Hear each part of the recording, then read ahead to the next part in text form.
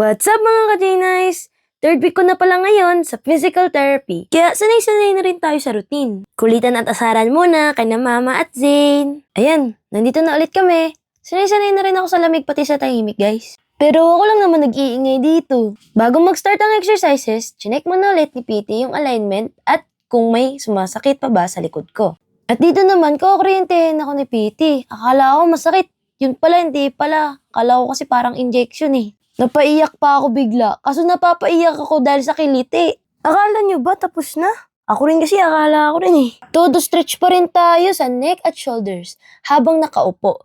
Tapos higa ulit para sa lower body and hamstring stretches. Ramdam ko na mas lumalambot at nagiging flexible na yung katawan ko kumpara noong simula. At mga ka-J-Nice, dito na rin pumasok yung active strengthening exercises natin.